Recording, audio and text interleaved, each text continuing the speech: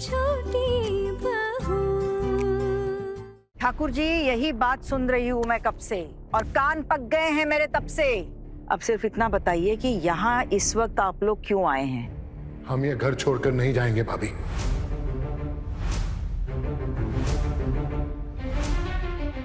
इतने सालों से हम इस घर में रह रहे हैं, इसका मतलब ये नहीं कि कोई भी उठाकर हमें बोल देगा और हाथ पकड़ के घर से बाहर निकाल देगा। ऐसा नहीं होगा। हमारा भी इस घर पे हक है अब, और अगर आपको हमें इस घर से निकालना है तो आपको कोर्ट केस करना पड़ेगा। अपने आप हम इस घर से नहीं जाएंगे।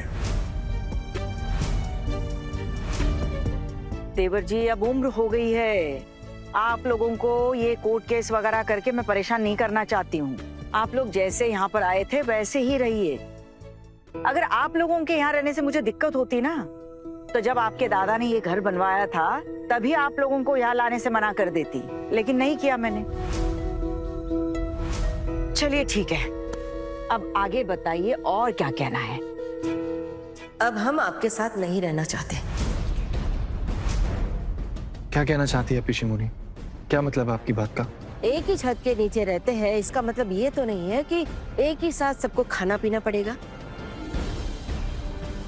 हम सब इसी मकान में रहेंगे, लेकिन अलग अलग।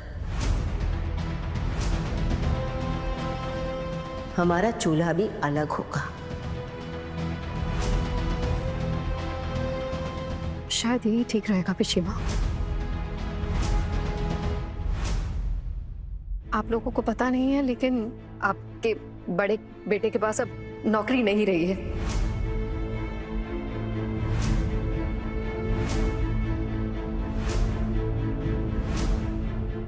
घर वालों को बताने की हिम्मत नहीं जुटा पा रहे थे, इसलिए दुकान जाने का बहाना बनाकर चले गए हैं घर से।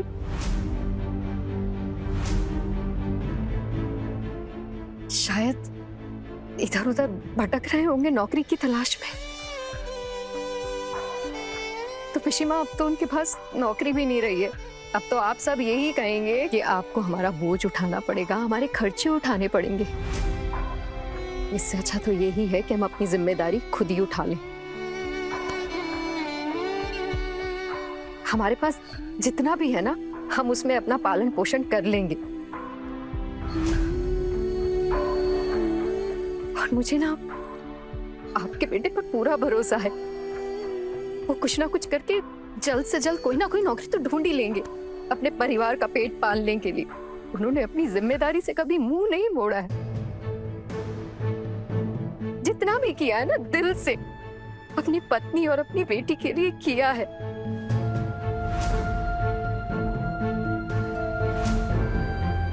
लेकिन ना, ये जिम्मेदारी उनकी अकेले की नहीं है। इस मुश्किल घड़ी में मैं भी उनका साथ दूंगी। मैं परेशान थी, मुझे कुछ समझ में नहीं आ रहा था, लेकिन आना ने मुझे समझाया, मुझे बताया कि हम भी अपनी जिम्मेदारी खुद उठा सकते हैं, हम भी कुछ कर सकते हैं। मैं नहीं चाहती कि मेरे पति और मेरे बच्चों की जिम्मेदारी का बोझ आप में से कोई भी उठाए। हमारे पास जितना भी है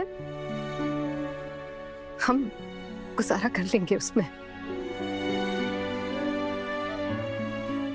भाभी, अमरदाता के साथ इतना कुछ हो गया और आपने हमें बताया नहीं, क्यों? क्या मिलता बता के? दिलासा तो दूर की बात है, अगर ये बात इन सबको पता चलती ना तो व्यस्त हो जाते उन्हें बुरा भला बोलने के लिए। शायद आप कुछ ना कहते, लेकिन चाचा जी और पिशी माँ इतनी सी भी कमी नहीं छोड़ते उन्हें बेइज्जत करने में। जब इतने दिनों से वो कमा रहे थे, वो काम कर रहे थे, तब भी उन्हें बात बात पर बेइज्जत किया जाता था। क्यों? क्योंकि उनकी पगार कम थी, घर के खर्चे में ज्यादा नहीं दे पाते थे, इसलिए उन्हें बार बार बेइज्जत किया जाता था। और अब तो वो जितना देते थे वो भी नहीं दे पाएंगे, तो फिर तो उनकी और ज्यादा बेइज्जती की जाएगी इस घर में। तो इससे अच्छा तो यही है ना कि हम अपनी इज्जत के साथ इस घर से अलग हो जाएं। हमारे पास जितना होगा, जो होगा, हम उसमें गुजारा कर लेंगे माँ। हाँ, यही सही रहेगा। क्या मेरा पोल्टो ही सबका खर्चा उठाएगा या फिर दादा उठाएंगे? और वैसे भी भाभी की पेंशन तो नाम मात्र की है, उसमें क्या होगा? और छोटू छोटू कैसे उठाएगा सबका खर्चा अकेले? अरे नहीं नहीं पिशीमोनी, ऐसा बिल्कुल भी नहीं हो सकता। माँ, ये ऐसा बिल्कुल भी पॉसिबल नहीं है। मैं इतने लोगों का खर्चा नहीं उठा सकता। दादा भाई हैं, उनका पूरा परिवार है, आहाना आप, और अब तो दीदी भाई भी यहाँ आ गई हैं, तो उनका खर्चा मैं कैसे उठाऊं? मैं नहीं उठा सकता हूं। माँ, आप मुझ पे भरोसा कीजिए। मैं सच्ची बहुत मुश्किल है ये चीज मेरे लिए। मुझे भी तो ये सब अभी पता चला है छोटू। अगर तू ये सब कुछ नहीं कर पाएगा तो ठीक है, जितना हो सकता है उतना कर ले, बाकी तेरी इच्छा। माँ, शादी से पहले आप लोगों ने मुझे पढ़ाया लिखाया था। अगर आपकी इजाजत हो तो मैं बच्चों को ट्यूशन पढ़ाकर आप लोगों की मदद कर सकती हूँ। तुझे ये सब सोचने की जरूरत नहीं है, और इस सब में तो तू पढ़ भी मत। तू सिर्फ अपने ससुराल लौटने के बारे में सोच, उतना काफी है। मेरी बहुओं ने यहाँ रहने के लिए कह दिया, इसका मतलब ये नहीं कि तुम यहीं रहने लगो। नहीं माँ, दीदी भाई का खर्चा उठाने की किसी और को कोई जरूरत नहीं है। इनसे जितना हो पाएगा ये खुद कर लेंगी, और बाकी का हम लोग देख लेंगे। आहाना, आप फिर बड़े बड़े वादे कर रही हो। आप कोई नौकरी करती हो? नहीं ना, तो कहां से उठाओगी दीदी भाई का खर्चा? मेरे पास अभी कोई नौकरी तो नहीं है, लेकिन इसका ये मतलब तो नहीं है ना कि मैं आगे चल के भी कोई नौकरी नहीं कर सकती हूँ। नौकरी ढूंढनी होगी, कोशिश करूंगी। और वैसे भी आपने तो फिर अपने हाथ खड़े कर दिए ना, कुछ तो करना ही पड़ेगा ना। अब ऐसे कोई भूखा तो नहीं रह सकता है ना। अब तक हम लोगों ने एक दूसरे का साथ दिया है, हर मुसीबत में हमने एक दूसरे का हाथ थामा है। अब भी इस मुसीबत की घड़ी में हम लोग एक दूसरे का साथ नहीं छोड़ेंगे।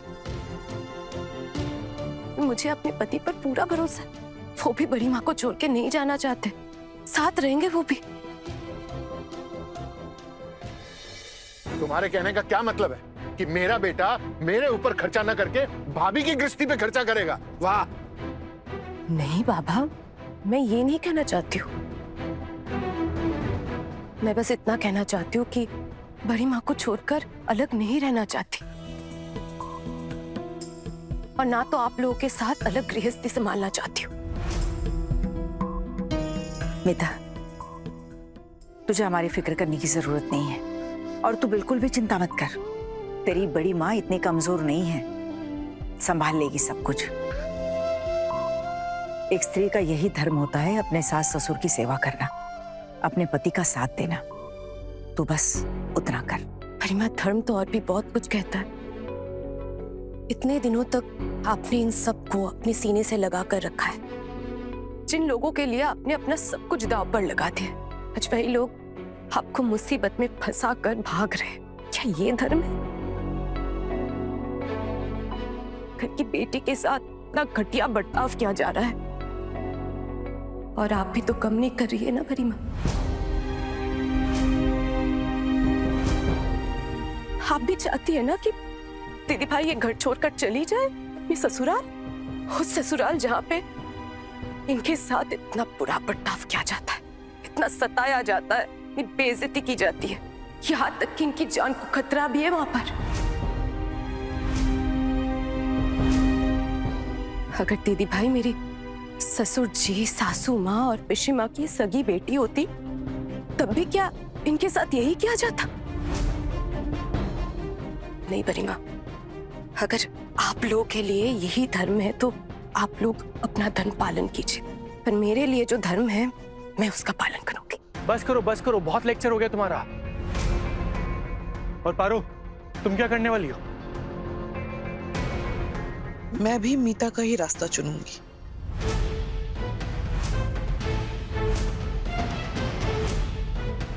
मैं भी मामी माँ को छोड़कर कहीं और कोई भी गृहस्थी बसाने नहीं जाऊंगी।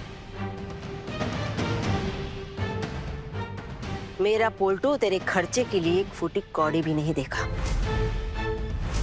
भाभी, मैं आपको एक बात साफ साफ बता देना चाहती हूँ, आज मेरी बहू की बर्बादी के पीछे आपकी छोटी बहू का हाथ है। अब अगर हमारी बहू आपके साथ रहना चाहती है तो आप ही उठाना इसका बोझ, हम नहीं उठाएंगे इसका खर्चा। आप बिल्कुल भी फिक्र मत कीजिए पिशीमा। अगर हम 2 रोटी खाएंगे ना तो मंजली दीदी को भी 2 रोटी खिलाएंगे। आप अपना देखिए, आप अच्छे से खाते पीते रहिए। और वैसे आपके लाडले बेटे तो कमाते भी बहुत अच्छा है ना, वो तो अपना अच्छे से चला लेंगे। और फिर चाचा जी लोग भी तो आप लोगों के साथ ही रहने वाले, ये तो बहुत ही अच्छी बात है।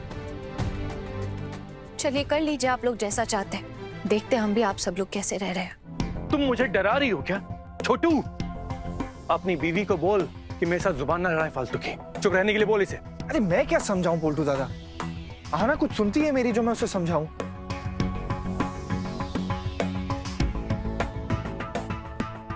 देखिए माँ, जो भी है सच कह रहा हूं, मैं इतने लोगों का खर्चा नहीं संभाल सकता। ये बहुत बड़ी जिम्मेदारी है और ये जिम्मेदारी मैं नहीं ले सकता हूँ। दादा भाई, उनका परिवार, मंजली भाभी, बच्चे, इतने लोग हैं, मैं कैसे संभालूंगा इन लोगों का खर्चा? और आप जानती है ना कि मेरी सैलरी उतनी नहीं है और इतनी कम सैलरी में इतने लोगों का खर्चा नहीं हो सकता। देखिए माँ, आप विश्वास कीजिए, मैं झूठ नहीं बोल रहा हूँ, मैं नहीं ले सकता ये जिम्मेदारी, बहुत मुश्किल है। मेरा नाम और दीदी भाई का नाम नहीं लिया तूने?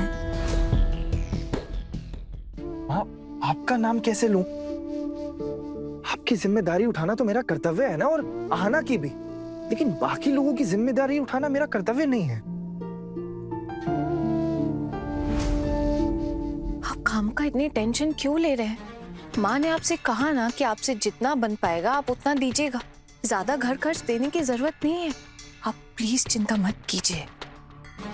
अगर मेरा टुकुन हमारा खर्चा नहीं उठाता है और हमें पैसे नहीं देता है ना, तो याद रखना तुम सब लोग, मैं इस घर में महाभारत का युद्ध छेड़ दूंगा।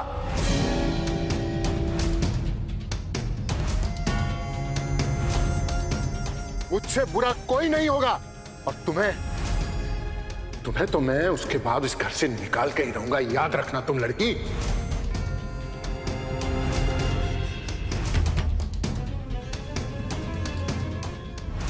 ठीक है बाबा, आप कोशिश करके देख लीजिए।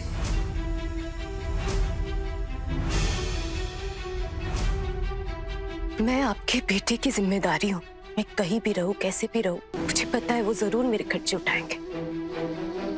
आप अगर मेरा खर्चा रुकवाना चाहते हैं तो आप कोशिश कर लीजिए, देखिए हो पाता है कि नहीं। और वैसे भी आपके बेटे ने कभी नहीं कहा था कि वो बंटवारा करना चाहते, अलग होना चाहते। आप ही ने कहा था कितना खर्चा उठाना आपके लिए मुमकिन नहीं है। फिर आपके बेटे तो बाकी पैसे देने के लिए तैयार है ना, किसी की कोई भी कमी नहीं रहने देंगे वो, और ये आप भी जानते हैं बाबा। तो फिर क्यों आप लोग अलग रहना चाहते, क्यों जाना चाहते हैं यहाँ से? वाह, सबका पेट भरने के लिए मेरा पोल्टू मेहनत के पैसे देता रहे, कुछ लोग मुफ्त का खाते रहे और कुछ लोग बैठे बैठे बस ठूसते रहे। इतनी आसानी से मैं अपनी पोल्टू की मेहनत का पैसा किसी को देने नहीं दूंगी। धर्मशाला खोल के नहीं रखा है कहीं हमने। पिशी माँ, आपको फिक्र करने की जरूरत भी नहीं है, क्योंकि आपके लाडले बेटे ना, वो खुद से तो क्या, आपके कहने पे भी ना 1 पैसा नहीं देंगे। परवरिश ऐसी दी है ना आपने अपने बेटे को, वो ऐसा कुछ कर ही नहीं सकते, तो फिर आप टेंशन क्यों ले रही हैं? उम्मीद करती हूँ आप लोगों की बातें खत्म हो गई होगी। मेरे लिए जब इतनी परेशानी हो रही है, मैं यहाँ से चली जाऊंगी।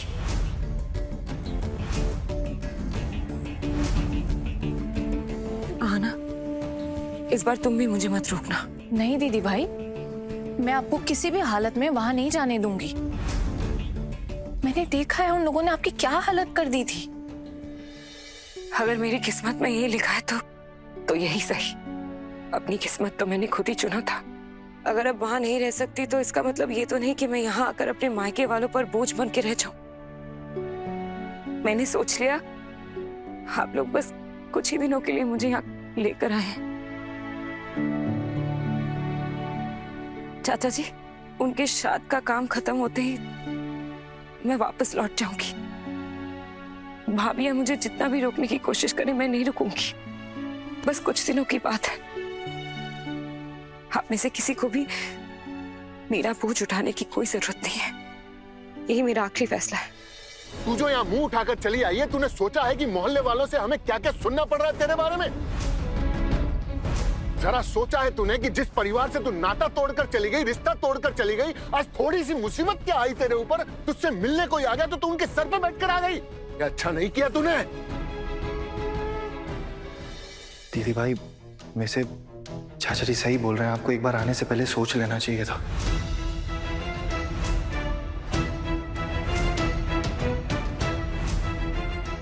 हमारे घर की बेटियां बड़ी हो रही हैं।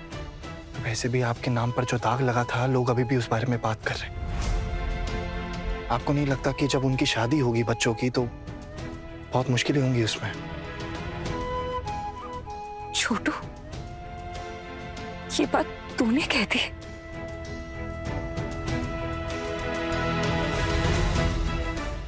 दीदी भाई, मैं सच बोल रहा हूं।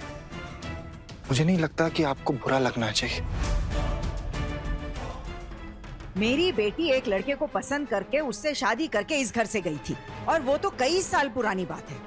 तो इसमें कौन सी नई बात है? आजकल तो ऐसी कहानियां हर घर में हो रही हैं। तो इससे हमारे घर की बेटियों की शादी पर क्या असर होगा? समाज में रहने के कुछ नियम होते हैं और उन नियमों का पालन करना बहुत जरूरी होता है। और आप भी कुछ टाइम तक उन नियमों का पालन कर रही थी, लेकिन अब अचानक पता नहीं आपको क्या हो गया। और मैं अच्छे से जानता हूं कि ये जो बदलाव आया है, इसके पीछे कौन कौन जिम्मेदार है। लेकिन अब क्या ही कर सकते हैं। कौन कौन नहीं, एक लौती तेरी पत्नी ने सबको भड़काया है। पहले हमारे परिवार की ऐसी हालत कभी नहीं थी। भाभी, आपको जो बताना था वो हमने बता दिया। कल से हम लोग अलग हो रहे हैं, हमारा खाना अलग बनेगा। आपकी बेटी इस घर में रहती है या नहीं रहती, इसमें हमें कोई दिलचस्पी नहीं। हम पीछे का दरवाजा इस्तेमाल करेंगे। आप सबके साथ हमारा कोई रिश्ता नहीं।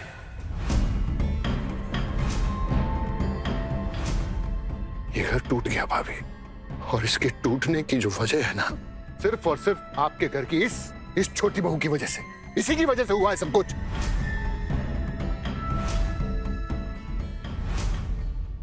चाचा जी, आप सबके सामने मुझे इतने बड़े पाप का भागीदार बना रहे हैं। देखिएगा, आपका ये मकसद कभी कामयाब नहीं होगा, क्योंकि मैंने कभी भी किसी से अलग होने की बात अपने जहन में आज तक लाई नहीं। मैं तो हमेशा से इस पूरे परिवार को बांध कर रखना चाहती थी, और अब भी यही चाहती हूँ। लेकिन उल्टा आप सब लोग जिम्मेदारी उठाने के डर से अलग हो रहे, और अब इसका जिम्मेदार भी आप लोग मुझे ठहरा रहे। मैं अपने ऊपर ये इल्जाम हरगिज नहीं लगने दूंगी, कभी भी नहीं। उम्मीद है माँ भी समझदार है, वो भी ये नहीं मानती। और रही बात दीदी भाई की, तो अगर ये यहाँ नहीं रहना चाहती है तो हम जबरदस्ती नहीं कर सकते, ठीक है ना? हम चारों बहुओं की यही कोशिश रहेगी कि वो यहीं रहे, क्योंकि मेरे जिंदा रहते मैं ऐसा अधर्म कभी नहीं करने वाली हूँ।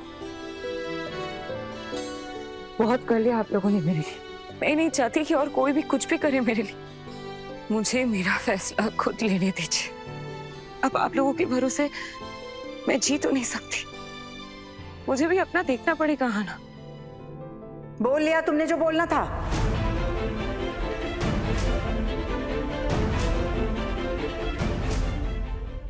नहीं बड़ी मामी, एक बात और है। ये आपकी मंजली बहू, ये तो अब हमारे साथ रहना नहीं चाहती। इसका अपने पति के साथ कोई रिश्ता रहा नहीं है अब, तब इसको मैं कोर्ट के चक्कर लगवाऊंगा।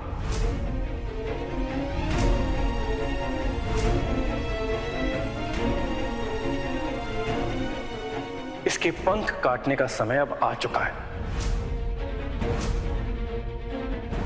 तुझे मजली के साथ जो करना है वो तेरा अपना फैसला है। अब मैंने तो इसे रोका नहीं है। अगर इसकी मर्जी होगी तो रहेगी तुम लोगों के साथ, और अगर नहीं हुई मर्जी उसकी और मेरे साथ रहना चाहेगी तो मैं उसे निराश नहीं करूंगी।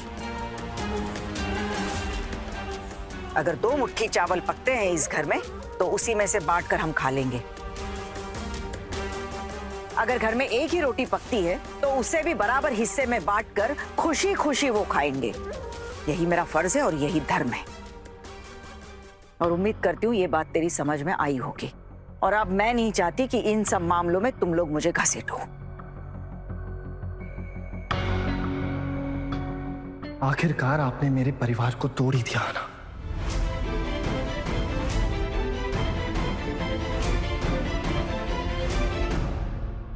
और अब मैं आपको जिंदगी भर कभी माफ नहीं करूंगा इसके लिए।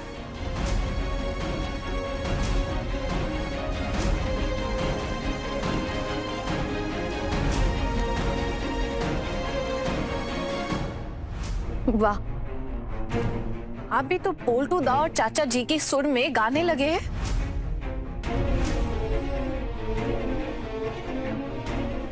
अगर मुझे पहले पता होता ना कि आपकी सोच ऐसी है तो मैं आपसे कभी भी शादी नहीं करती।